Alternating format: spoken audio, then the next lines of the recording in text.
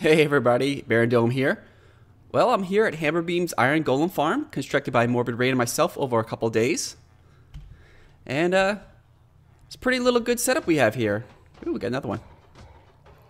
Now, we originally built this farm underground because we were planning on stacking a couple of them up into the sky. We actually have 4 of these systems right now. And when we originally came in here, I built the entire farm out of stone, and it didn't look anything special.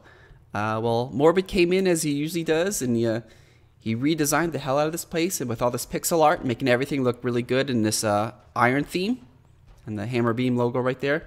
So I figured I had to up my game, and I completely redesigned the Iron Golem farm, as you can see here, and also tweaked a bit of the design, so it looks a little bit different. You'll notice that some of the doors are facing different directions than you'll normally see, and the villagers are actually built into the farm. And we actually have a cat here too. So let me go ahead and free cam a little bit to give you an idea of the entire farm setup. So here's the first one. We're underground right now, and we're gonna pass through. We were originally gonna have like a whole so you could look down into a lake, but it's pretty much just this hole. But still, if you walk up here, you can actually look down, and you can see the first farm down there in the pixel art, and the rest of the farms are up here. And like I said before, we have 4 of these farms, all up into the sky, all the way up into build height. Now, a typical Iron Golem farm can spawn in a golem about once every 6 minutes. And with these 4 farms working together, we can get an Iron Golem about every 45 seconds, give or take. Now, these farms are based on a simple villager mechanic. You know, you need 10 villagers and 21 doors to spawn a golem. This is not one of those Iron Titans or Iron Phoenixes that all use redstone and they stack villagers. This is just simple villages just in the sky, one after each other, so they're all kind of working together.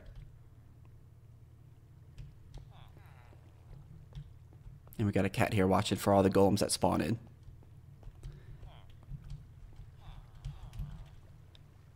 Typically, some of the things you might notice a little bit different about my design. Firstly, you might notice is that the water is a little bit different. Usually, they have all the water along the edge, and then you'll see one right here that flows down into it. I did the water a little bit differently, where you could actually have it all flat, and it all flows together.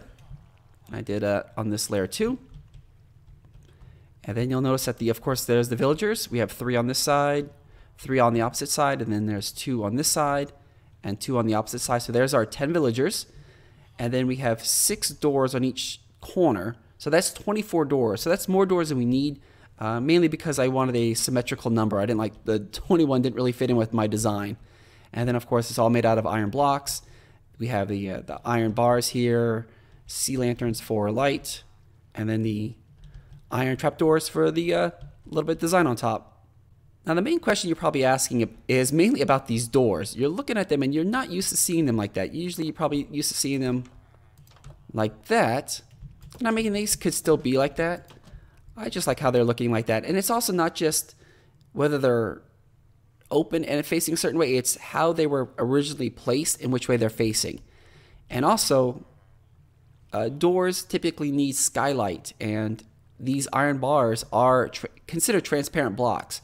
So the doors don't recognize that as a block, so they actually see right through it. So it gives it the skylight, which is actually to those pillars of glass right there through the water. So they've got their skylight access. And all the farms above this are the exact same design except for this block right here. It's actually iron bars because, ooh, we got another customer. Ooh, 2 customers, nice. Bye-bye. So the farms way up above here don't have this one because if they had this block, they would be blocking the skylight access to all the farms below it. So every other farm above this one just has iron bars right here. Now I am going to show a little bit of, ooh, another one. See, they're just rolling in right now. I am going to show a little bit of how to make an Iron Golem farm, just a little bit of the mechanics itself. I'm not going to go into the great details of villager mechanics, Iron Golem mechanics. I'm going to show you just enough so you can get started. But what I will do is down in the video description below, I am going to put a link to a video. This guy goes into great detail about all villager mechanics, you know, distances to villagers, heights, the numbers, everything like that. So he does a great job. But to continue with this video, let me hop into a single player world and then give you a little bit of villager mechanic lessons. Alright, we're here on a single player world, so let's kind of get started. So what is a village? Well, you need two things for a village. You need a villager and you need a door. Now, it's not just a door, you need a valid door. Now, I could just put a door here. That doesn't mean it's valid. Doesn't mean even it's a village. It's just it has to be recognized as a door. So let's go ahead and let me show you what I mean. So to recognize a door as a valid door, it needs skylight access more than on one side of the door than on the other. So we've got a villager here, and I've also installed two mods. One's called Villager Info, which I'm going to press F3. Look at the bottom left. Underneath debug pie, you'll see no villagers found. So I'm going to show you, this is kind of what we're going to be doing for showing this whole information. So I've set up this little grid. Now, what makes a valid door? So this is a door, but it's not recognized as a door or a valid village door. And remember, for villagers, you need wooden doors. Any wooden door will do. Iron doors do not count. Now, I placed this door. Look to your right. It'll say, you know, Minecraft wooden door facing south. So I'm facing south right now. So this is on the north-south line. This door is considered. Even if I open it, it is still a facing south door. It's still considered on this line. If I built it this way, it is now a east-west door.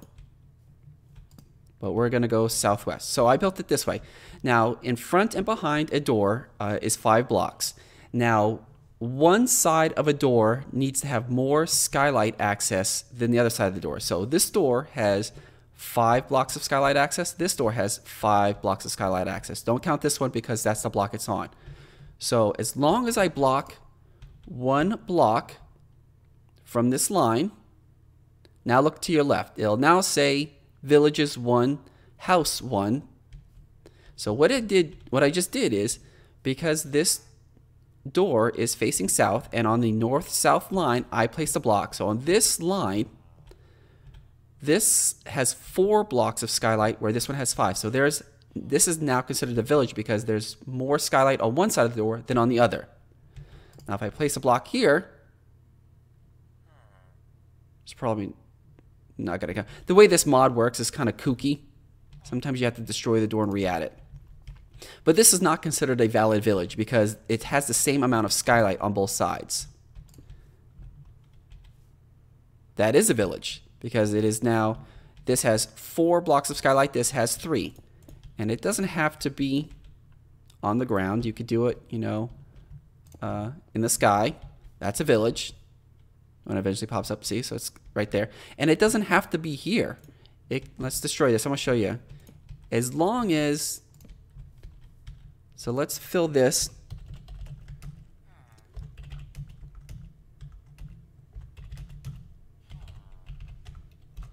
So up in the sky, right up there, is a piece of cobblestone. And see, now it's a house. Because one of these 5 blocks is blocked from skylight, even though it's way up there. It is still blocked. So this is still considered a valid village, even though there's one single block up there blocking one of these 5. Now if I break that, is this still considered a valid village? No, because I'm now facing east to west. I have to do it in this direction. Even if I open the door, it's not considered this way. It's whatever way the door is actually facing. Let's actually get rid of that. So remember, it's all about which way you place the door. So right now, it's facing south. Now, you can also do it where I'm going to place, you know, 2 doors. So this first door is considering these 5 blocks. This second door is considering 1, 2, 3, 4, 5. So what I could do is block that off. Now I have 2 houses because this first door is being blocked. It's being blocked technically by both because it's within range of the first 5. And this one's also being blocked by that one. Now let me show you this. So I have 2 doors here. So remember, this first door only goes out 1, 2, 3, 4, 5. The second door goes out to here, right? So if I block this one, I should only have one door recognized. See how there's only one door? Because this one still has the 5 blocks of sunlight right there. And on that side. This one doesn't count. So there's a little bit more to this. It's all about, you also have height, the villagers, because villagers will recognize doors certain height above them and below them, and distances. So that's that. You got to remember that. Remember, watch that guy's video. He goes into much more depth on the whole villager mechanics thing. And while we're here, let me show you the other mod that I have. So let's activate this village. And I'm going to activate this mod. It's called the BoundingBox Mod. So you're going to see a lot of stuff pop up. The green squares are slime chunks. We're not worried about that one. But what we're worried about is this green circle. I know it's kind of hard to see. Let me go up a little bit. So this green circle, that is the boundary of the village. So that's a village. So a village is 64 all the way around, circle. And if I destroy the door, see how the village instantly goes away? And remember, to need a valid village, you need at least one door, one villager. Oh, now it's blue. And I am going to include a link below to both of these mods. It's the Villager Info mod and the BoundingBox mod. Both of these require Forge. Okay, so the next thing. So now you want to spawn Iron Golems. The two things you need are 10 villagers, which I have in this box right here, and then I need to put in 21 doors. Now remember, based on the mechanic,